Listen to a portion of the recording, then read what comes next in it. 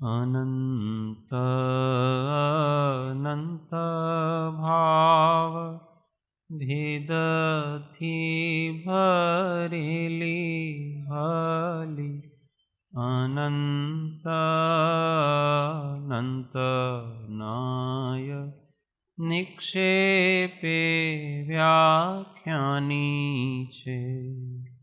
सकल जगत हित कारिणी हारिणी मोह तारिणी भवाब्धि चारिणी प्रमाणी छे। उपमा आप्यानी जेने तमारा खवीते आपवाथी निज मति मपाई में मानी छे।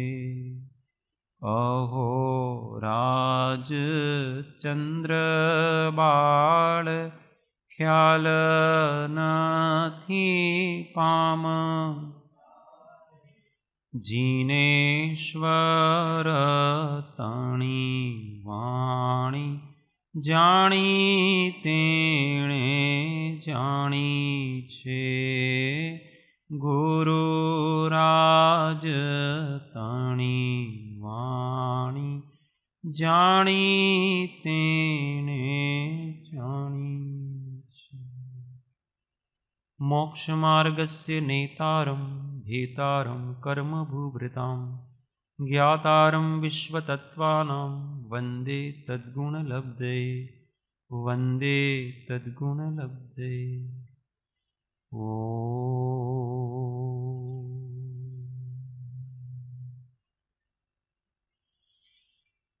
जय श्री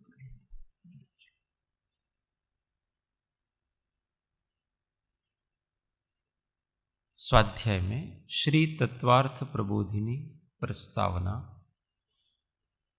पृष्ठ संख्या 34 गुजराती में 33 जीव तत्व पर विचारणा चल रही है। अब गुण स्थान के आधार पर जीव का स्वरूप समझा जाएगा। संसारी जीव के स्वरूप का विश्लेषण चल रहा है।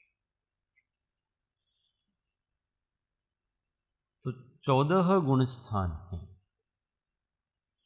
तो सबसे पहले तो गुण स्थान किसको कहते हैं वो कहें। आत्मा के श्रद्धा ज्ञान और चारित्र गुणों के क्रमशः विकास के आधार से जीवों के 14 भेद कहे गए हैं, जिन्हें 14 गुण स्थान भी कहा जाता है।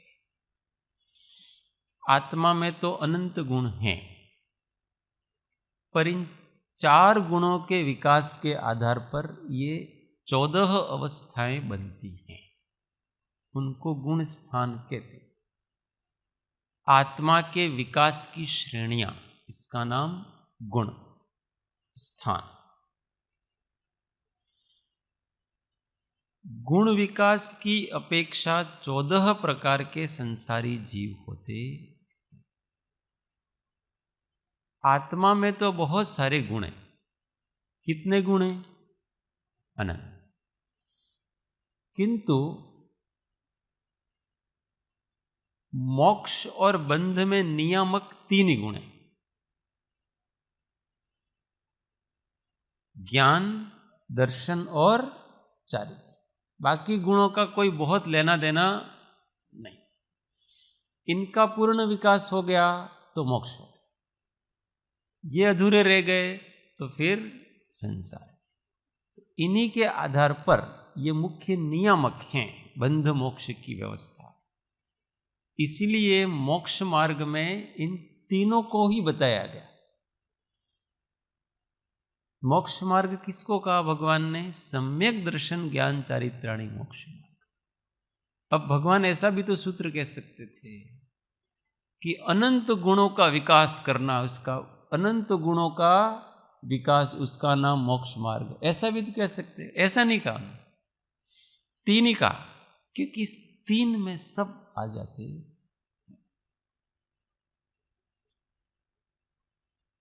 और ये जो गुण स्थान बनते हैं वो योग और मोह, इनके तारतम्यता के भेद से बनते। जैसे जैसे आगे आगे मोह कम होता जाता है, योगिक क्रिया योग कम होता जाता है, वैसे वैसे गुण स्थान आरोहण रत्नत्रय बढ़ता जाता है और ये कम होते जाते।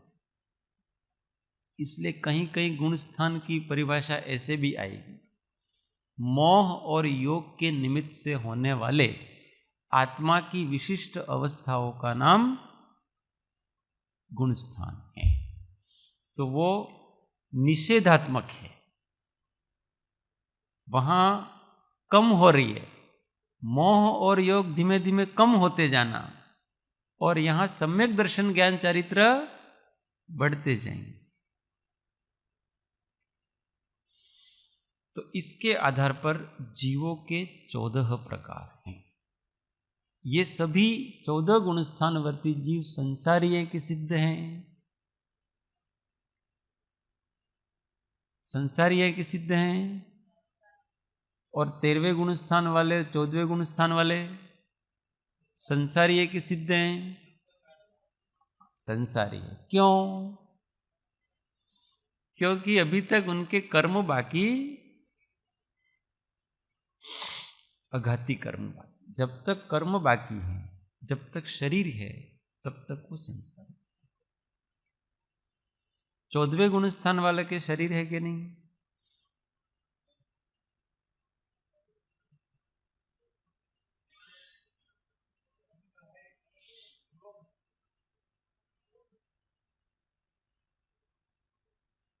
अभी सभी एक मत नहीं है इसमें।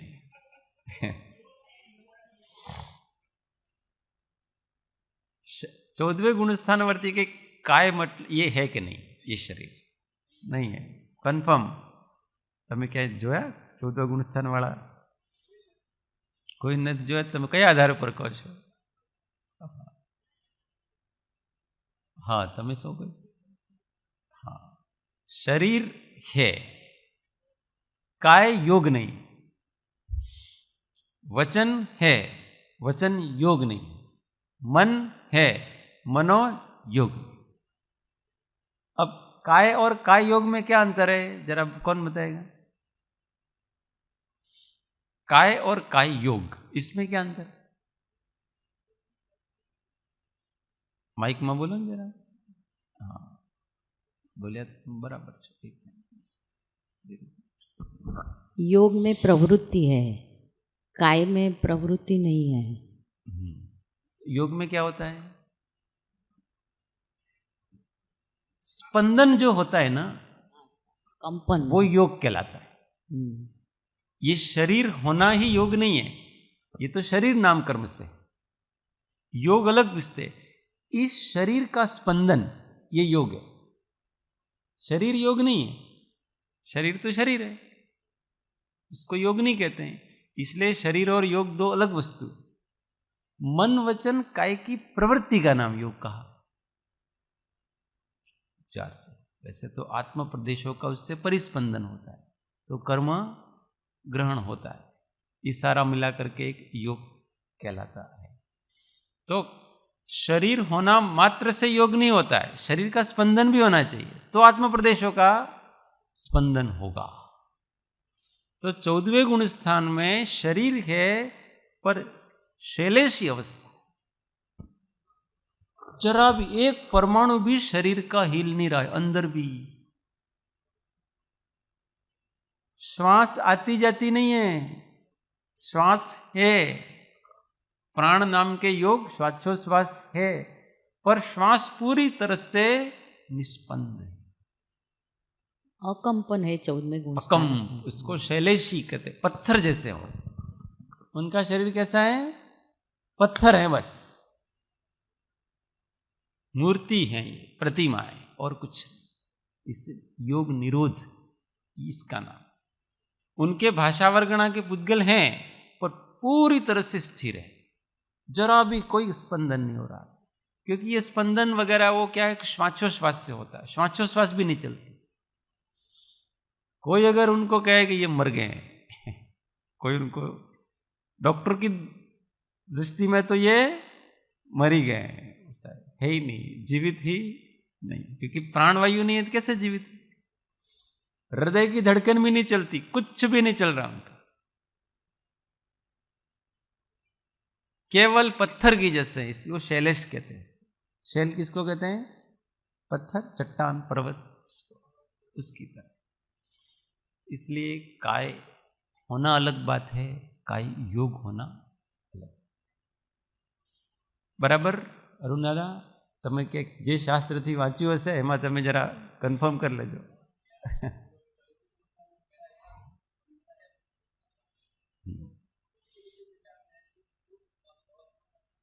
नहीं, सिद्ध गति में जाने के लिए तो एक समय में चले जाते हैं। 14वां गुण स्थान अंतर मुहूर्त काल का होता है। उस अंतर मुहूर्त काल में शैलेश अवस्था होती है। हाँ, जो चौथे प्रकार का शुक्ल ध्यान है वो वहां पर होता है।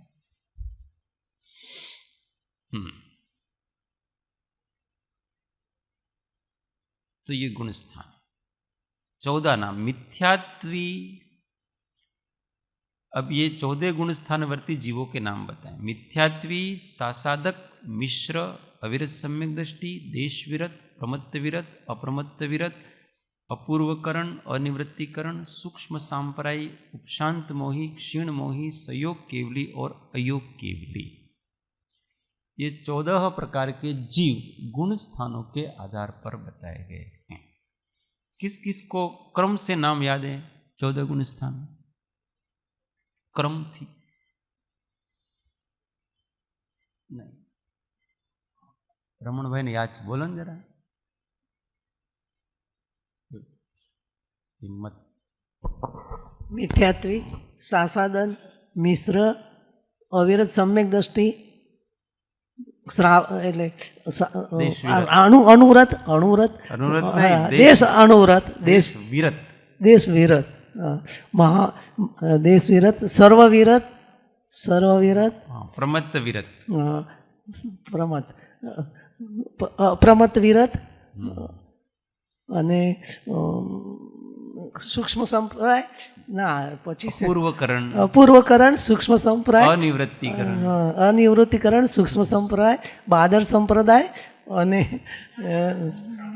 संप्राय नहीं બાદર ગુણસ્થાનક કાલે उपशांत मोह ने क्षीण मोह और फिर संयोग केवली और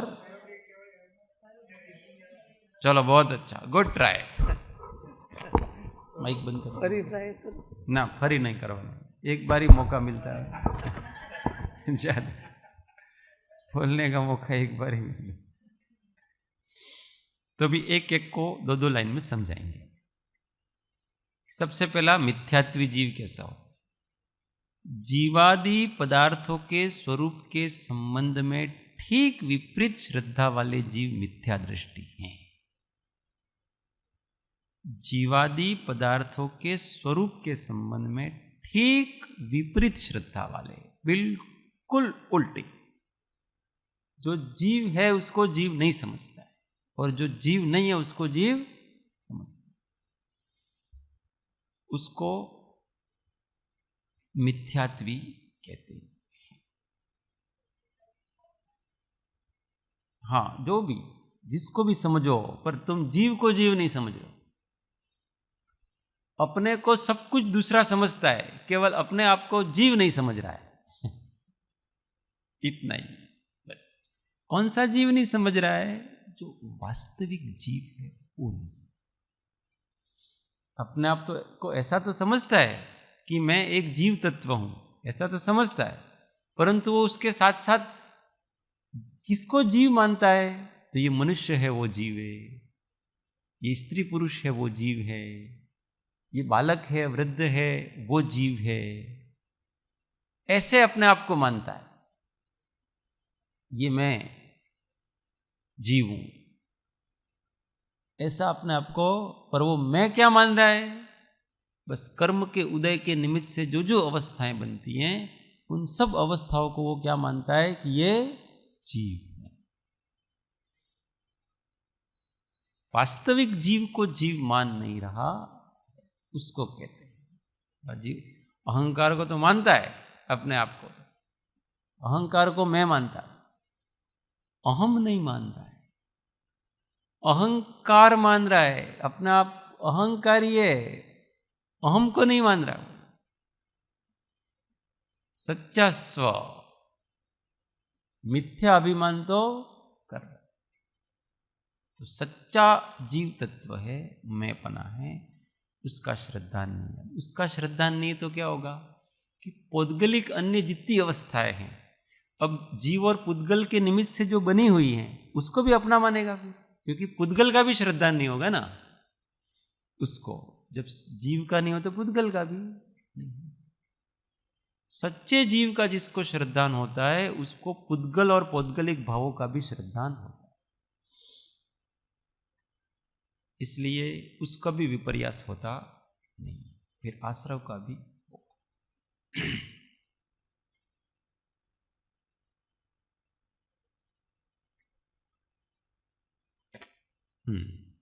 आगे दूसरा पूछता, अनंतानुबंधी कषाय के उदय से जिस सम्यक दृष्टि जीव की यथार्थ श्रद्धा आवृत हो गई है, ऐसे जीव सासाधन सम्यक दृष्टि है। मिथ्यात्व तो चला गया, पहले गुण स्थान में मिथ्यात्व है पूरा। अब आगे के गुण स्थानों की संज्ञा मिथ्यात्व नहीं है, तो दूसरे गुण स्थान को सासाधन और सम्यक दृष्टि तो इसलिए लगाया है कि वहां पर मिथ्यात्व नहीं है। दर्शन मोहनी का उदय नहीं है, उस दर्शन मोहनी में जो मिथ्यात्व मोहनी है उसका उदय नहीं है, इसलिए वो सम्यक दृष्टि। परंतु अनंतानुबंधी कषाय का उदय है, इसलिए वो उसकी श्रद्धा आवृत होगी। है सही, परंतु आवृत होगी। जैसे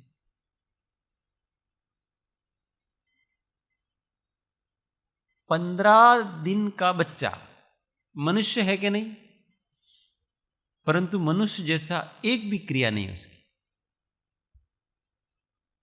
वो पूरी की पूरी चेष्टा उसकी कैसी है? सामान्य तिर्यंचों की होती है, वो सब चेष्टा उसकी है। तो कौन? तो मनुष्य में जो शिष्टाचार होने चाहिए, जैसा उसका खान पान होना चाहिए, जैसा होना चाहिए, उसमें से उसको कुछ भी पता नहीं है मनुष्य। ऐसे ये सम्यक दृष्टि है, परंतु पूरा पूरा आवरण आ गया उसके थोड़े समय के लिए।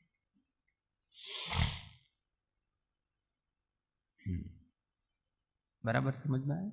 बच्चे का उदाहरण से समझ लेना। बच्चे कुछ नहीं जानता है, मनुष्य के योग्य कोई व्यवहार नहीं कर रहा है। एक सामान्य जैसे बिल्ली का बच्चा होता है तो कैसा, बस उसी प्रकार से मनुष्य का बच्चा भी है, परंतु वो मनुष्य होने के सामर्थ्य उसमें है। अब धीमे धीमे बड़ा होगा तो उसके अंदर वो शिष्टाचार आ जाएंगे, उसको पता चलेगा कि ये मेरी माँ है, ये मेरे भाई हैं, ये मेरे ये हैं, ये ऐसे खाना चाहिए, इस चीज़ को छूना चाहिए, इसको छूना नहीं चाहिए, मल मूत्र का क्षेपण कहाँ करना चाहिए, वो सब जानवरों की तरह जहाँ नहीं करेगा। बच्चा हो तो जहाँ करेगा वो। तो ये ऐसा है कि इसके पूरा आवरण आ गया है, उसको सासाधन कहते हैं।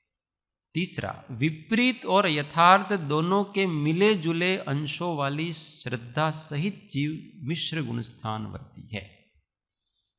तो उसमें मिथ्यात्व का उदय भी है और सम्यक्त्व का उदय भी है, इसलिए मिश्र कहा। मिश्र में मिला जुला है, जैसे दही और गुड़ को मिलाओ तो कैसा स्वाद आएगा?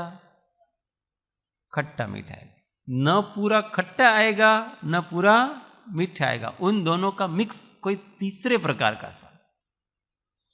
इसलिए मिश्र गुण स्थानवर्ती है। इसको पूरी तरह से सम्यक दृष्टि भी नहीं कह सकते हैं, इनको पूरी तरह से मिथ्या दृष्टि भी नहीं कह सकते। दोनों के बीच की अवस्था है। ये भी अंतर्मुहूर्त काल के लिए रहती है, क्षणिक। इस जीव को हम सासादन और मिश्र गुण स्थानवर्ती, उनको हम पहचान नहीं सकते हमारी बुद्धि से। ये केवली भगवान ने देखा। हमको पता नहीं पड़ेगा कौन सा मिश्रम है कौन सा, क्योंकि इतना फ्रैक्शंस ऑफ सेकंड का होता है। अभी किसी के ऐसे कोई मिश्र मोहनी का उदय आ गया, बाहर से उसकी कोई क्रिया में कुछ पता नहीं पड़ेगा उसकी। कोई सासादन में है, अभी नीचे जा रहा, तो क्षणिक है वो, बस पता नहीं, खुद को भी पता नहीं पड़ता। जो सम्यक दृष्टि है और उसके मिश्र मोहनी का उदय आ गया तो तीसरे गुण स्थान में आ गया, उसको भी पता नहीं पड़ेगा कि मैं तीसरे में आ गया, क्योंकि बाहर का बुद्धिपूर्वक का विचार सब वैसा ही रहता है। फिर वो नीचे गिर जाएगा, पहले गुण स्थान में आ जाएगा, तब पता पड़ेगा कि अभी तो मैं नीचे गिर गया हूं। तीसरे गुण स्थान वाला छद्मस्त जीव जान सकता, खुद भी नहीं जान सकता, क्योंकि इतना क्षणिक होता, उसका कोई बाह्य व्यवहार ऐसा होता ही नहीं। प्रवृत्ति में उसकी प्रवृत्ति तो कैसी होगी? जैसे सम्यक दृष्टि की होती है वैसी ही होगी, तीसरे गुण स्थान वाले की भी और दूसरे गुण स्थान वाले की भी। बुद्धिपूर्वक की मान्यता भी वही होगी, उपयोग में विचार भी वही होगी। प्रवृत्ति योगों में आता नहीं। इसलिए इन दो गुण स्थानों की चिंता नहीं करनी। चौथा, जीवादि पदार्थों के यथार्थ स्वरूप के श्रद्धा नहीं, किंतु विषयों से अविरत जीव अविरत सम्यक दृष्टि है। ये चौथा गुण स्थान। तो जो जीवादि पदार्थों के यथार्थ स्वरूप के श्रद्धा नहीं, तत्वार श्रद्धा उनको यथार्थ है। जैसे जीव अजीव आश्रव बंध संवर निर्जरा मोक्ष पाप पुण्य जैसे हैं वैसे उसका श्रद्धान है। स्व को स्व जानता है, पर को पर जानता है, हे को हे जानता है, उपादेय को उपादेय जानता है। जैसा है वैसा वस्तु का स्वरूप जान करके उसका बराबर प्रतीति है, श्रद्धान है, परंतु विषयों से अविरत है। अभी उसके संसार के विषयों में से अत्यंत विरति नहीं हुई। अनासक्ति तो हुई है, विरति हुई नहीं। अनासक्ति होना अलग बात है, और विरति होना, विरति में विषय छूट जाते, और अनासक्ति में अनासक्त भाव से विषयों का संयोग होता है, विषयों का भोग होता है। तो अभी संसार के सब विषयों को वो, पंचेंद्रिय के सारे विषयों को वो भोगता है, गृहस्थी है, संसारी है, सब करता है। कैसे? अनासक्त भाव से। तो ऐसा नहीं समझना कि जैसा मिथ्या दृष्टि आसक्त भाव से करते हैं वैसे करते। इनमें और सम्यक दृष्टि और मिथ्या दृष्टि में अंतर क्या रहा? देखो, पहले गुण स्थान वाला भी अविरति है, चौथे गुण स्थान वाला भी अविरति है, दोनों अविरति हैं। तो उन दोनों में अंतर क्या है? तो बस अंदर की आसक्ति ये है। तो मिथ्या दृष्टि है वो सब चीजें आसक्त भाव से करे, सम्यक दृष्टि है उसकी आसक्ति नहीं होगी, छूटने की भावना होगी, खेद पूर्वक करेगा, भीतर से खेद रहेगा, ये गलत है ऐसा एहसास रहेगा, और धीमे धीमे उससे छूटने की प्रक्रिया में वो लगेगा। आनंद नहीं आएगा उसको, विषयों में प्रवर्तन करके आनंद, यद्यपि उसको प्रसन्नता होती है। बहुत भूख लगी है और सहन नहीं हो रही है और भोजन मिले तो प्रसन्नता होगी कि नहीं? होगी। कोई इष्ट व्यक्ति है, बहुत समय से मिला नहीं है, खो गया था, और उसको मिले तो उसको प्रसन्नता होगी कि नहीं? राम जी को जानकी जी मिले थे तो प्रसन्नता हुई कि नहीं? राम जी को जब जानकी जी बहुत दिनों तक रावण के वहां रही और इसके बाद जब उसको मिले तो उनको प्रसन्नता हुई होगी कि नहीं? कितनी प्रसन्नता हुई होगी? रोम रोम खिल गए उनके। समझ में आए? इतनी प्रसन्नता उनको हुई। तो ऐसे पत्नी को देख करके इतनी प्रसन्न, इष्ट है ना, वो भी विषय है एक प्रकार के, इतनी प्रसन्नता तो ये तो हो रही है उनको उस गुण स्थान में है। ऐसा नहीं समझना कि सम्यक दृष्टि जीव हैं, वो सब घर के काम संसार में रहते हैं तो सब रोते रोते करते होंगे, શું કરીએ અમને તો કરવું પડે છે એટલે કરીએ છીએ, બાકી તો આ બધું હે છે એટલે રોતા રોતા ऐसा नहीं करते। હવે અમારે તો લગ્ન થઈ ગયા, હવે શું કરીએ? છૂટવું હતું પણ અમારે છૂટાયું નહીં, એટલે ભાઈ દૂર રહેવાનું, પાસે આવવાનું નહીં। ऐसे नहीं होता है। अरे मजे से गृहस्थ जीवन जीते हो, ठाट बाट से गृहस्थ जीवन जीते, पर अंदर से हमेशा खटका रहता है, जब चाहे तब छोड़ देंगे। पर जब तक है तब तक कर्तव्य का पालन करना ही है। और रोते रोते नहीं रहेंगे, रोते रहेंगे क्या? अपने अनुकूल सारे व्यवहार करेंगे, प्रसन्नता से करेंगे, एक दूसरे के साथ जो भी जितना जो व्यवहार करना पड़ता है। इसलिए ये प्रवृत्तियां देख करके ऐसा नहीं हो जाना कि उदास रहता है भाई, जग से उदास, तो ऐसा नहीं है कि दिन भर ऐसे बैठे रहता होगा। अरे सब काम बड़े अच्छे से करता है, हाँ, सारी चीजें, पर भीतर से हमेशा खटका रहता है, करने जैसा। अभी अपनी इस दशा में है, इस दशा से अपन ऊपर जाएंगे।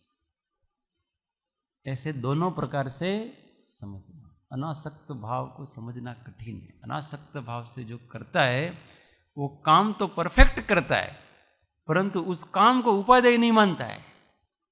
इसका नाम अनासक्त भाव है। काम में परफेक्शन होगा उसका, कोई भी व्यवहार का काम होगा, जो भी होगा वो सब परफेक्शन, उत्साह से व्यवहार करेगा। घर पे समधी जी आए, શું કરીએ આપણે, છોકરીના પિતાશ્રી આયા છે, આપણે તો હવે સંબંધ કર્યો છે એટલે એમને તો કંઈક તો કરવું પડે, એટલે ભાઈ ચા બનાવો, મીઠાઈ લાવો, આ કરો, ऐसा थोड़ी होता है। अरे भाई प्रसन्नता से कि अपने समधी जी आए, पूरा व्यवहार करेंगे, अच्छे से लेने भी जाएंगे, छोड़ने भी जाएंगे, प्रसन्नता से भोजन भी कराएंगे, सब कराएंगे मस्ती से,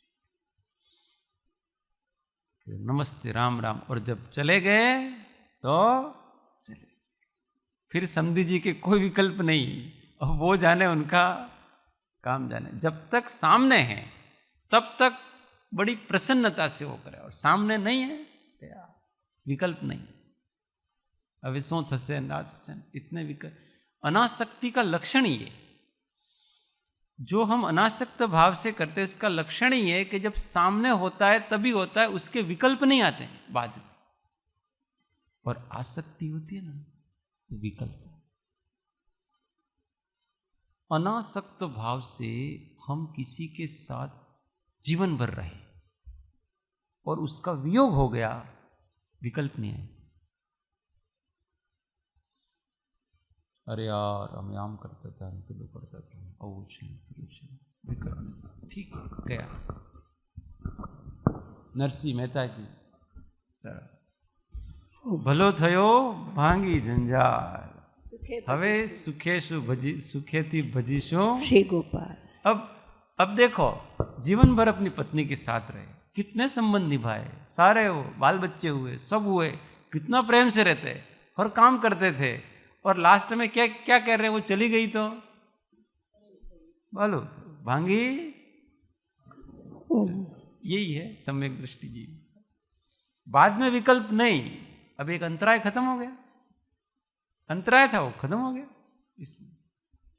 परंतु रागी मोही जीवों को क्या लगता है, मेरा सहारा चला गया। उसको क्या लगता है, क्योंकि वो सहारा मान रखा था उसने, उसको अंतराय नहीं माना था।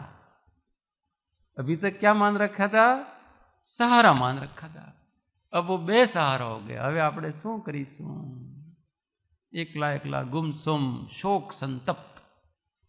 ऐसे ज्ञानी होते नहीं है, एक चला गया तो चला गया, कोई बात नहीं, अब हम धर्म अच्छे से करेंगे। ये कितना अंतर है। पूज्यश्री दृष्टांत आपको एक मेरे मन में जो आता है वो बताती हूँ। जब राजेश भाई का लग्न का निश्चित हुआ था तो साहब आए थे, क्योंकि सब रिलेटिव्स आए तो आए थे, आके फिर वापस कोबा आ गए। फिर जब तारीख नक्की हुई तो उन्होंने कहा मैं बराबर रहूँगा और मैं 1 महीना रहूँगा घर, और मैं सब जो व्यवहार है वो संभालूँगा। और अच्छी तरह से संभाला, क्योंकि बाहर से विदेश से भी सब आए और कुटुंब में पहली बार मतलब ऐसा प्रसंग था, तो बराबर पूरा किया। और उसके दूसरे दिन वो कोबा आ गए। 1 महीना कर काम हो गया, खत्म। अब उनको ये पूछो कि वहां क्या क्या किया था ना, क्या गया, सब कर दिया ना उस समय, अब क्या हो गया काम। ऐसा ज्ञानियों का चरित्र होता है। इसलिए बाहर से कोई देखे, अभी उनको यूं देखे कि वो जब शादी में थे उस समय देखे, अरे यार आ तो એટલા રાજી થઈ थे ने વેવાઈ સાહેબ ने नमस्कार करे छे ने, आ करे छे ने, आ खाओ ने, पेलो खाओ ने, आ मिथ्या दृष्टि जी। ऐसा थोड़ी है, राजी नहीं होंगे क्या, राजी होंगे, प्रसन्न नहीं तो होंगे, दुखी थोड़ी होंगे, वो प्रसन्न होंगे। क्यों, क्योंकि हम समाज में रहते हैं, हमारी प्रसन्नता से दूसरे की प्रसन्नता बनती है। हम ऐसे बैठे रहेंगे, તમારે જે કરવું એ કરો, મારે કાંઈ લેવું દેવું નથી, અમારે તો ભગવાન સંભાળવાના છે। ભાઈ ભગવાન કંઈ नहीं भुलाई जाए, भगवान कहीं नहीं भुलाई जाए। अगर तू इतना डरपोक है तो तुझे भगवान के स्वरूप का पता ही नहीं कि हूँ आ करीश तो मारा भगवान भुलाई जैसे, हूँ आ करीश तो मारा भगवान भुलाई जाए, तो तुझे भगवान का संवेदन ही नहीं है। कुछ भी करने से भगवान नहीं भूले जाते अगर तेरे अंदर भगवान है तो। भगवान का स्मरण किसी क्रिया करने से कोई भूल जाता है ऐसा नहीं है, और भूल जाते हैं तो इसका मतलब पक्का भगवान पे विश्वास नहीं है,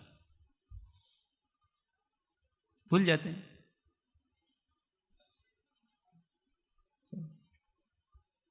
अभी कोई किसी की पत्नी तो जब वो अपने बेटे के साथ होती है तो क्या भूल जाती है कि ये मेरे पति?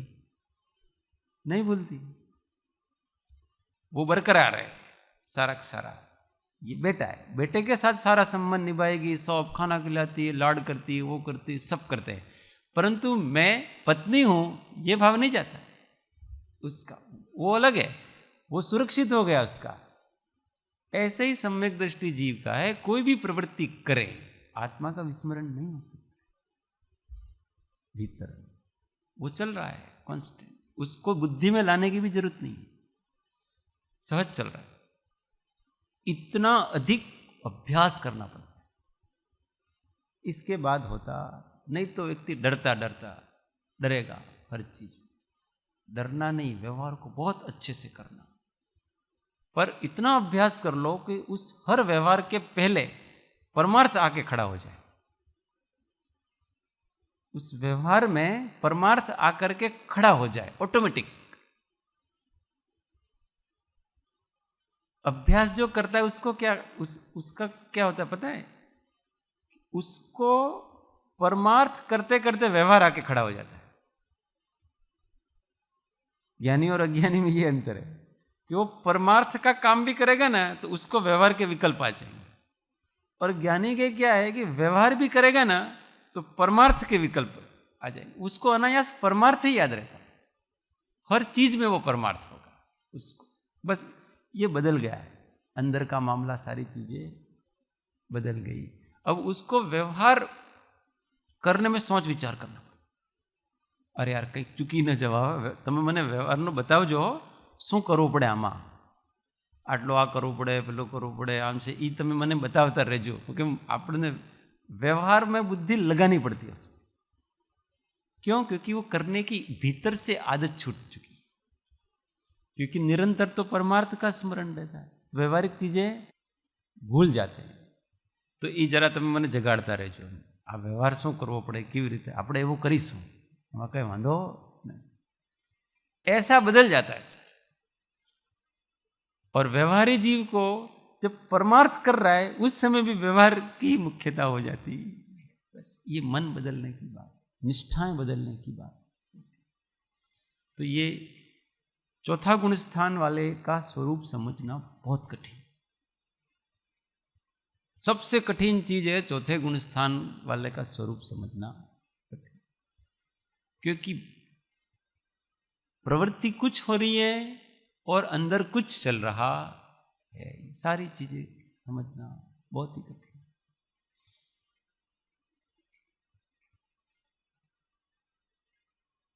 सम्यक्त्व सहित विषयों से आंशिक विरत जीव देश विरत है। अब ये पांचवा गुण स्थान है, सम्यक्त्व सहित विषयों से आंशिक विरत। अब पंचेंद्रिय के आंशिक कितना, आंशिक में क्या आ गया सारा को, तो जितने प्रकार के समाज में मान्य अनैतिक हैं वो सब छूट गए। जो समाज, देश, काल आदि में जो नैतिक अनैतिक होता है ना, वो मान्यता है, समाज की मान्यता, समाज के हिसाब से है वो सारा। किसी समाज में क्या नैतिक माना जाता है, किसी समाज में, जिस समाज में जो जो माना जाता है उसमें जो जो भी अनैतिक है, बहुत बड़ा बड़ा पाप है, वो सब बड़े बड़े पाप छूट जाते हैं। ये आंशिक विरति कहलाती है।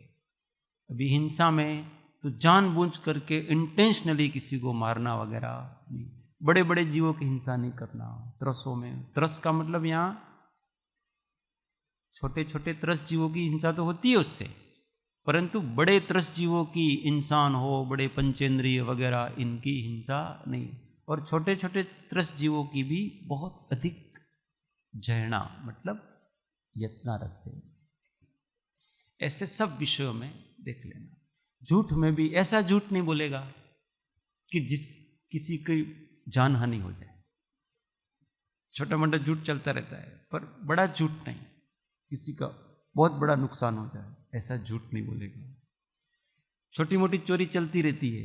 छोटी मोटी चोरी मतलब आपने बिना पूछे मम्मी का थोड़े पैसे ले लिए, बिना पूछे पप्पा ने तो पहले से ही कह रखा है भाई तुमको जो चाहिए ले लेना, तो ले लिए, निकाल लिए।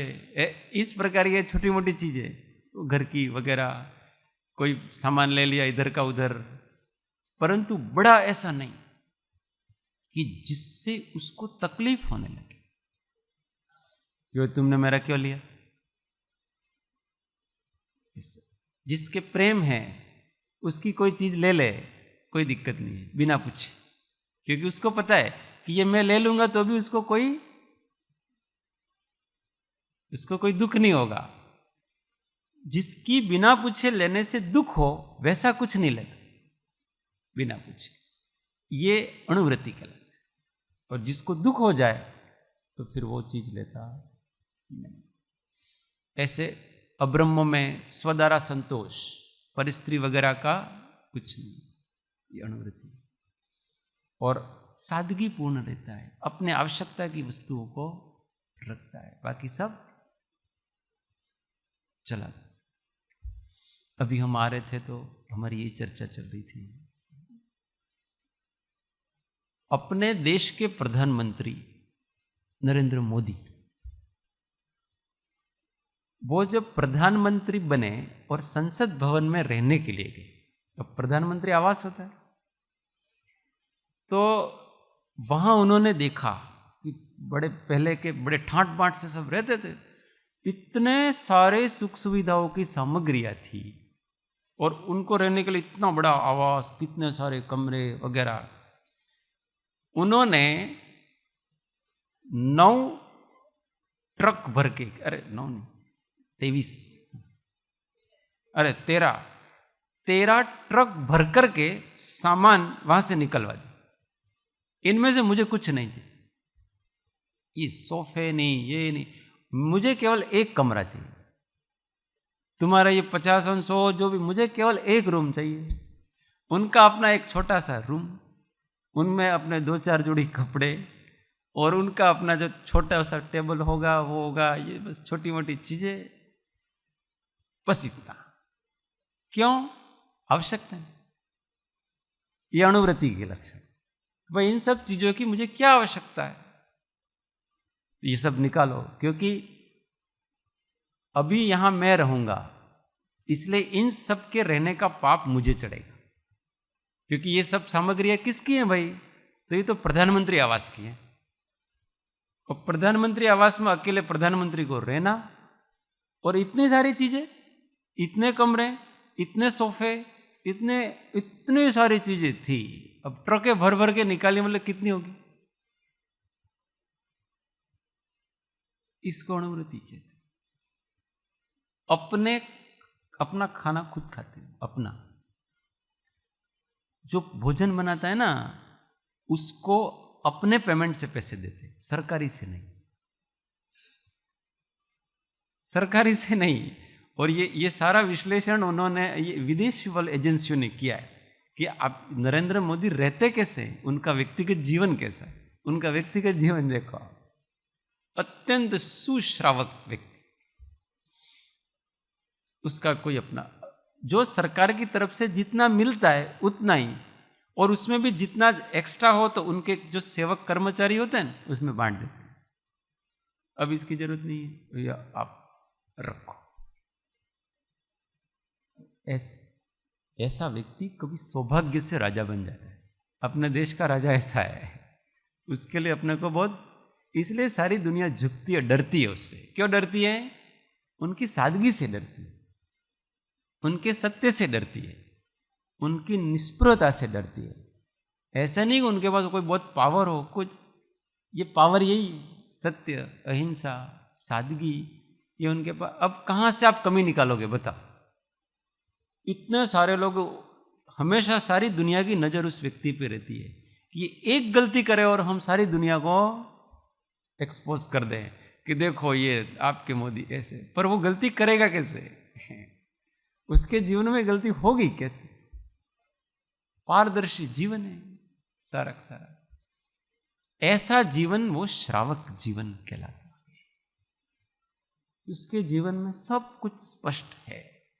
ये देश विरत जो सम्यक दृष्टि होता है, उसके लक्षण होते हैं।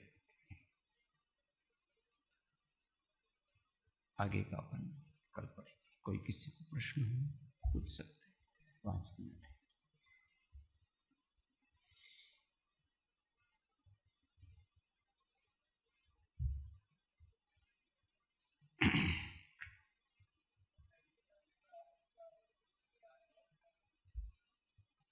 प्रश्न उनका ऐसा है कि चौथे गुण स्थान के बारे में, तो उसका गहन स्वरूप है, बस वो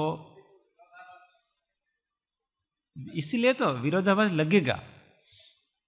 क्योंकि विरोधाभास इसलिए लगेगा कि जो अज्ञानी जीव के पास जो है वो सब उनके पास है। मिथ्या दृष्टि जीव के पास जो जो वस्तुएं हैं वो सब वस्तु उनके पास है।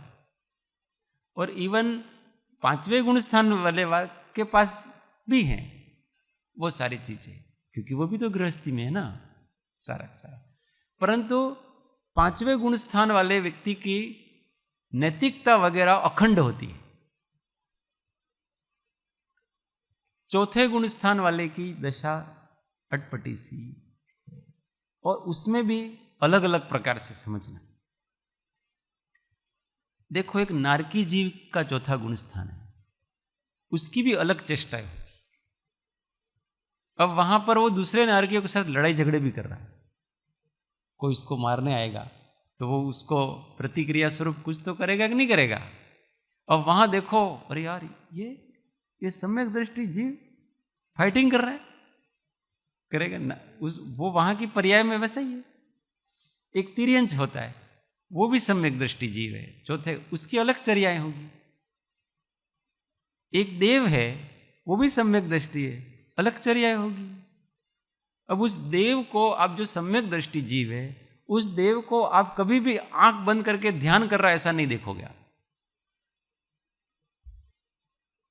समझ में आ रही है ना?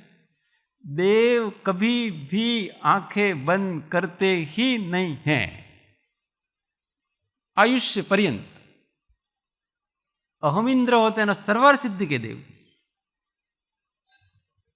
क्योंकि देवों के वो पलक झपकते ही नहीं है उनके। तो अभी सम्यक दृष्टि जीव यार कभी ध्यान ही नहीं कर रहा है, कभी तो कम से कम थोड़ा बहुत तो ध्यान ही नहीं कर रहा, श्रद्धा नहीं है। और दिन भर देखोगे तो देवांगनाओं से घिरा हुआ, कभी इधर जा रहा है कभी उधर जा रहा है। समोसरण में बैठता है ना भगवान के समोसरण में, तब भी आंखें बंद नहीं करेगा, ध्यान नहीं करेगा, बंद आंख होगी नहीं। और किसी सम्यक दृष्टि जीव को समोसरण में अगर गया और वहां सम्यक तो हुआ, तभी वहां आंख बंद नहीं होगी। आंख बंद करके ध्यान करेगा ना, ऐसे सम्यक दर्शन का कोई स्वरूप नहीं है। सम्यक दर्शन के स्वरूप के बारे में बड़ी भ्रांत धारणा चलती है। अब डीप अंदर चले जाओगे और फिर आपको आत्मा का अनुभव होगा, फिर आपको सम्यक दर्शन। ये नहीं, ये सब चारित्र की अपेक्षा का, ये सब स्थिरता की अपेक्षा से कहा गया। आंख खुली होकर के भी तत्वार्थों का श्रद्धान बराबर हो जाता है, वहीं प्रसन्नता जागती है। अपने को होता है कि नहीं होता है? जब कोई चीज के बारे में पता पड़ता है और अंदर से विश्वास बैठता जाता है, तो सुनते सुनते ही प्रसन्नता जागती है और सारी ग्रंथियां सुनते सुनते ही खत्म हो जाती। सुन ही रहा है वो तो, और अंदर सब बदल गया उसका, सारी चीजें बदल गई, सब मान्यताएं बदल गई, सब कुछ बदल गया उसका। आंख भी बंद नहीं की। बताओ, महावीर भगवान का जीव जो शेर था, उसको सम्यक दर्शन हो तो वो आंख बंद करके ध्यान कर रहा होगा ऐसे, फिर उसको आत्मा का अनुभव होगा ना, ऐसा होगा? ऐसा नहीं है, वहीं के वहीं सुनते सुनते ही सब हो रहा है। सारी चीजें, आंख खुली है, श्रवण हो रहा है, कान श्रवण कर रहे हैं, और आत्मा और तत्वार्थों का स्वरूप जैसा है वैसा स्पष्ट हो रहा है। मोह ग्रंथि नाश हो उसकी। ये ध्यान वगैरह ये सब चारित्र गुण की पर्याय है। अब फिर वो बाद में एकाग्र होगा, फिर डीप में जाएगा, क्योंकि अब तो आत्मा के अतिरिक्त कहीं शरण है ही नहीं, जब स्वरूप पता पड़ गया तो अब क्या करेगा? फिर ज्ञान ध्यान में लीन रहेगा। ऐसा अद्भुत स्वरूप सम्यक्त्व का। इसलिए कोई चौथे गुण स्थान वाले को समझे यार ये दिन भर काम में लगा रहा है, कुछ ध्यान ज्ञान ध्यान तो। अब मनुष्य की अपेक्षा है फिर अलग। ये सब देव की अपेक्षा बात की, तिर्यंचों की अपेक्षा बात की, नारकियों की अपेक्षा बात की, उस पर्याय में वो संभव ही नहीं है। अब कोई मनुष्य सम्यक दृष्टि है और वो चौथे गुण स्थान में, वो देव पूजा भी करेगा, वो स्वाध्याय भी करेगा, वो ध्यान भी करेगा, वो सब करेगा। मनुष्य में ये सब क्रियाएं संभव है, वहां संभव नहीं। इसलिए कोई मनुष्य होकर के कभी भी आंख बंद करके बैठता ही नहीं है, पूजा ही नहीं करता है, स्वाध्याय ही नहीं करता है, और अपने आप को यूं कहे कि मैं सम्यक दृष्टि, तो गलत है। ये संभव, क्योंकि सम्यक दृष्टि वो सब करेगा जिससे अंतर्मुखता बढ़ती है, और तुम तो कर ही नहीं रहे हो। तुम करने का मौका है, तुमको मौका है फिर भी नहीं कर रहे हो, इसका मतलब तुम्हारी कोई रुचि नहीं है। और जब तुम्हारी रुचि इसमें नहीं है तो हम कैसे मान ले कि तुम सम्यक दृष्टि हो? तो मनुष्य की अपेक्षा से इनके क्रियाकलाप सम्यक दृष्टि के अलग हो। इसलिए सब योनि गतियों की अपेक्षा से सम्यक दर्शन की चेष्टाएं जानना, बाहर की चेष्टाएं सब गतियों में अलग होगी, मनुष्य गति में उसकी अलग होगी, पर सम्यक्त्व का स्वरूप सब में एक जैसा। और अधिक विचारणा फिर करेंगे।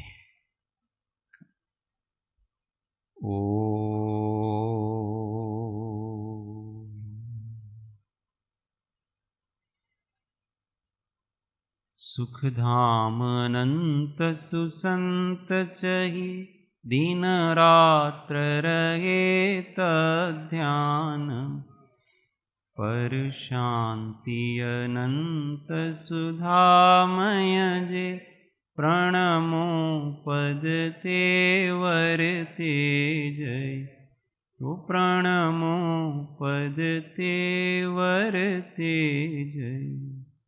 सद्गुरु परम कृपाळु त्रिलोकनाथ की जय। सब संतन की आनंद घन। ओम।